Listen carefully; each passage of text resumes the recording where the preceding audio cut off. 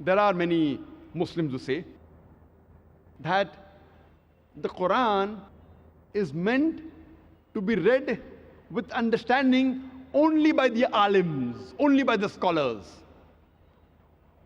A layman Muslim should not try to understand the Qur'an. The Qur'an is meant to be read with understanding only by the alims, only by the scholars.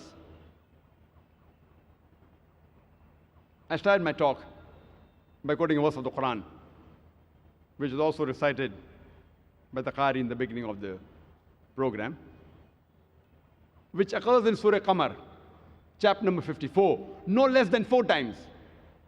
Surah Qamar, chapter 54, verse number 17, verse number 22, verse number 32, and verse number 40. وَلَقَدْ يَسَّرْنَا الْقُرْآنَ لِلذِّكْرِ فَهَلْ مِن مُدَّكِرٍ.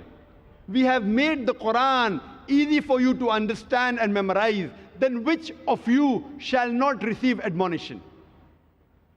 Allah subhanahu wa ta'ala, our creator, says that we have made the Qur'an easy for you to understand. Then which of you shall not receive admonition? Allah says in the Qur'an in several places, in several verses, including Surah Baqarah, chapter number 2, verse number 242. لَعَلَّكُمْ تَعْقِلُونَ, so that they will understand. Allah says in Surah Hijr, chapter number 15, verse number 1, Alif Lam Ra, Tilka Ayatul Kitab, Wal Quran al Mubin. That Alif Lam Ra, these are the verses of the Quran that make things clear to you. So Allah subhanahu wa ta'ala is saying that this Quran, we have made it easy for you to understand. Allah says, so that they understand.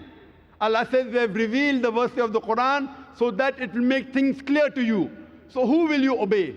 Who will you follow? Those Muslims who say that the Quran was only meant for the scholars to understand it, or should we follow the guidance of the Creator, Allah subhanahu wa ta'ala, that it was made easy for the human beings to understand? If you don't understand certain things, Allah says in the Quran, in Surah Nahl, chapter number 16, verse 43, and Surah Anbiya, chapter number 21, verse number 7, Allah says that if you do not know, ask the person who possesses the message. Ask the person who possesses the knowledge.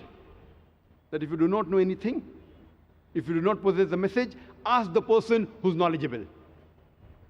For example, if the Quran speaks about science, who will you go and ask? Will you ask the cobbler? Will you ask the barber? You will ask a scientist, because a scientist is an expert in the field of science. A scientist is an alim in the field of science. Similarly, if the Quran speaks about medicine, who will you ask?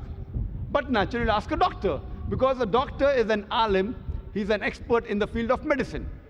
Similarly, if you want to know something about Nuzul al-Quran, who will you ask? You will ask an alim who has gone to Darul Ulum, maybe for 7 years, for 10 years, a person who's expert about the Nuzul al-Quran. So depending upon what field you want to know, you have to ask an expert in that field.